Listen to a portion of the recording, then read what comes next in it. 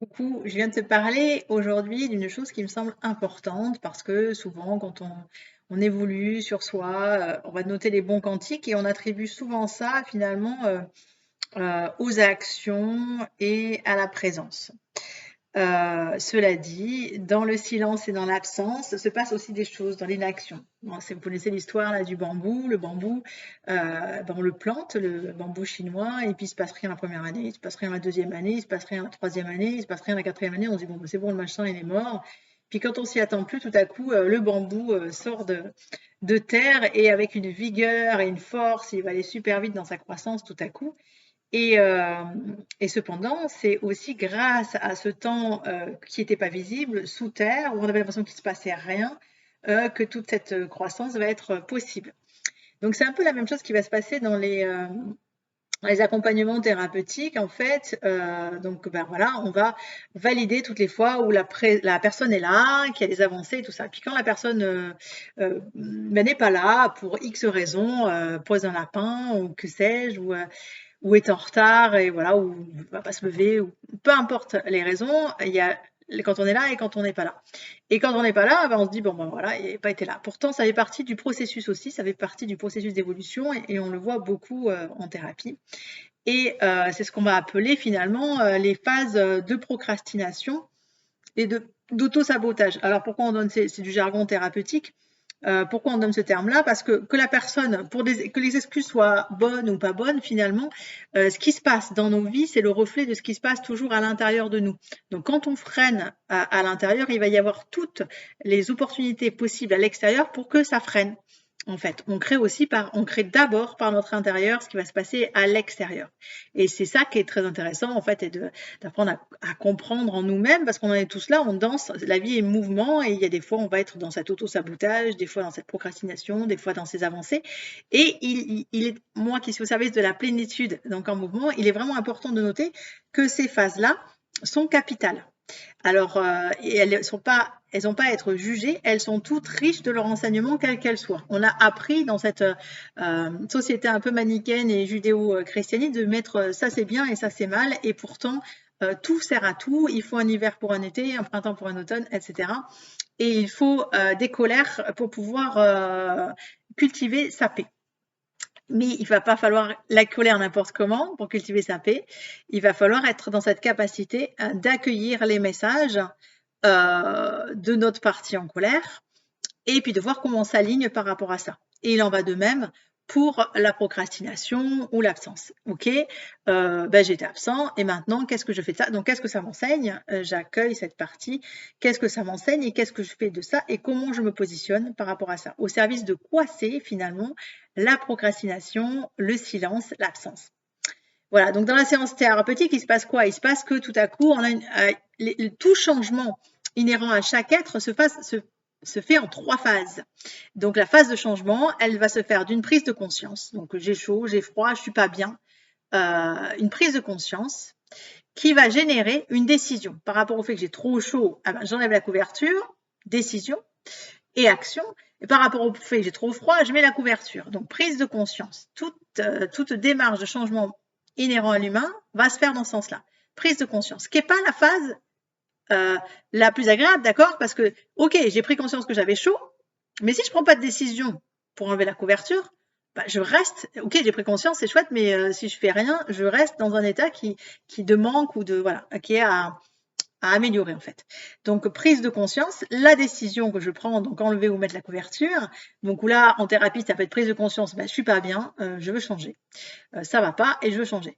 Donc les décisions que je prends par rapport à ça, c'est qu'est-ce que je vais mettre comme petit changement en place dans ma vie pour générer plus de confort. Et ensuite les passages à l'action. Donc nous en tant qu'accompagnants, on est là un peu pour dire, voilà, tu en es là au niveau de ton seuil de conscience, au niveau de ta prise de décision, au niveau de ton passage à l'action. Juste ça. On est accompagnant en fait, finalement. On fait miroir à l'autre, mais on lui permet de mettre des mots sur ce qu'il est en train de vivre finalement, sur ses processus. Donc voilà, quand même si on est, alors là c'est la première phase, donc dans la séance thérapeutique il se passe ça, conscience, décision et passage à l'action. Et qu'est-ce qui s'est passé finalement quand j'ai fait cette démarche de venir, j'ai mis les choses en place et tout à coup, eh ben, j'étais pas là. J'étais pas là, le réveil n'a pas sonné, il y a quelque chose qui est venu m'empêcher, j'étais en panne de voiture, enfin peu importe les éléments extérieurs qui se sont alignés sur mon intérieur, qui ont été là, qu'est-ce qu'ils sont venus m'enseigner? Ben, tout simplement, c'est que finalement, avant de faire cette prise de conscience, on fait une prise de conscience qui va générer un changement. Sauf que le changement, c'est quelque chose dont l'humain a absolument horreur. Donc voilà, c'est toute l'ambivalence. Il va falloir que ça se fasse par étapes. On n'aime pas le changement. Pourquoi? Parce que ben, on aime ce qu'on maîtrise. Et même si on est dans un mal-être, au moins on le maîtrise ce mal-être. C'est ce qu'on appelle une zone de confort. J'y suis, je le connais, je sais comment il fonctionne, je suis dedans tout le temps, voilà, mais tout à coup, j'ai la peur panique, j'ai ma partie peur qui vient au gouvernail parce que il m'a pris de changer, mais voilà, mais finalement, je sais pas si je vais être en mesure, et si jamais j'ai échoué, et si jamais il n'y a pas d'échec, il n'y a que des apprentissages, mais on passe par ces phases intérieures où on se dit et si j'y arrivais pas, et du coup on préfère carrément se mettre en échec plutôt que pas, enfin de donner la fin. J'aime pas dire le terme échec parce que pour moi il n'y a pas d'échec, il n'y a que des apprentissages, autant pour moi. Et du coup pardon, j'ai été coupée 2 secondes, je me remets. On était au fait de sortir de la zone de confort et y rester. Donc effectivement, quand on a pris conscience qu'on n'était pas bien, mais on connaît parfaitement ce qui peut se passer. Il peut rien se passer. Je me suis mis dans ma bulle, je suis pas bien, mais au moins je connais ma bulle. Tandis que si je décide d'un changement, de faire des petits changements dans ma vie, ben peut-être je vais perdre l'amour de l'autre, peut-être voilà, toute notre partie peur vient se mettre au gouvernail. Et notre partie peur, on le rappelle, il est important d'aller l'entendre. Elle est là parce qu'elle veut pas qu'on se mette en danger. Donc c'est à nous après d'aller nous réaligner. Ok, partie peur, c'est là. Je te remercie pour ton intervention et je te remercie de ne pas vouloir me mettre en danger. Cependant, j'ai décidé de tenter ça parce que c'est important pour moi de ne pas rester comme je suis. J'ai envie qu'il se passe des changements, ça ira en douceur. Je te remercie de ton intervention, mais je suis le capitaine de mon bateau et je décide quand même de poursuivre mon chemin en allant vers ça et ça et ça. Voilà. C'est l'important en fait finalement d'harmoniser son bateau, d'entendre tous ces moussaillons intérieurs, mais de savoir être capitaine et de savoir où on va. Donc à quoi sert cette période finalement de latence, d'absence ou de silence? Elle permet tout simplement de revenir, se positionner un peu plus fermement sur un choix que j'ai fait. Donc c'est l'occasion de venir se poser la question, qu'est-ce que je veux vraiment pour moi? Est-ce que j'ai envie? Est-ce que je suis bien comme je suis? Est-ce que je suis heureux, heureuse? Est-ce que je m'aime suffisamment pour être heureux, heureuse? Ou est-ce que c'est pas le cas et j'ai envie que ça change? Et c'est là où on prend une décision. Donc, et c'est se réaffirmer dans son choix et de se repositionner. Donc, j'accepte que des fois, j'ai la flemme. Ma partie flemme, ben elle est là, peut se dire, ouais, enfin, c'est un peu haut la marche, finalement. La partie flemme, elle va me dire, bon, j'ai pas hyper confiance en moi, mais en même temps, dans ce changement, je suis en train de le cultiver. Donc voilà, et elle vient de me rappeler que j'ai pas hyper confiance en moi et qu'il va falloir que je nourrisse cette confiance. Ça, c'est la partie donc flemme, là, j'ai pas trop envie. La partie procrastination, c'est un peu dans le même truc, c'est oula, ça va faire beaucoup d'un coup. Donc ça peut vouloir dire je vais aller à mon rythme, entendre cette partie procrastination. Ok, procrastination, je t'ai entendu, ça va peut-être un peu vite pour toi. Dedans, c'est à moi d'imposer quel est le rythme juste pour moi. Là, ça va un peu vite, je module et tout ça. Je suis maître de mon bateau et à chaque instant, j'accueille ce qui se passe et ça me permet de réajuster le tir. Donc, réajuster le tir quand j'étais absent ou que j'ai procrastiné ou j'étais sous silence, c'est de mesurer tout le chemin parcouru et me féliciter. De deux, voir où j'en suis. Est-ce que je poursuis mon choix? Est-ce que je veux en rester là? Ou est-ce que je veux que ça bouge? Et à ce moment-là, qu'est-ce que je mets en place comme décision ferme pour moi? Voilà. Et puis ensuite, ben, c'est s'aligner sur ce qu'on veut vraiment. Donc, c'est ce qu'on est en train de dire là. Sortir de la zone de confort et s'aligner. Donc, qu'est-ce que je veux pour moi? Quelle est la prise de conscience? Donc, est-ce que je veux me sentir mieux dans mon corps? Est-ce que je veux me faire des amis? Est-ce que voilà, qu'est-ce qui est important pour moi?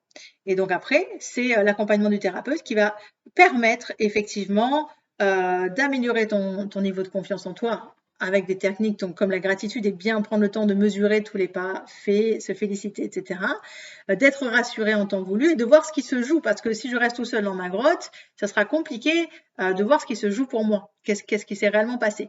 Donc le thérapeute ou l'accompagnant permet ça, de dire, bon, bah là, c'est juste là sur l'étape. Et donc c'est à toi de te dire, là, qu'est-ce que je fais? Est-ce que j'arrête? Est-ce que je veux revenir dans ma zone de confort que je connais bien, machin? Ou est-ce que j'ai envie qu'il se passe des choses et que ça bouge pour moi?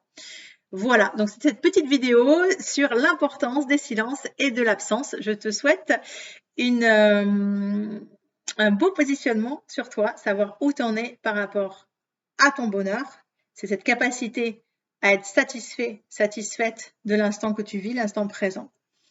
Et où tu en es de l'amour de toi. Donc cette propension aussi à s'honorer, c'est-à-dire eh bien respecter ce que je mange, me nourrir comme un roi, comme une reine, parce que mon corps est précieux, avoir des amis qui me ressemblent, qui m'encouragent et pas qui m'enfoncent, avoir un travail qui m'épanouit, me permet d'évoluer, répond voilà, à mes aspirations profondes et à mes talents profonds.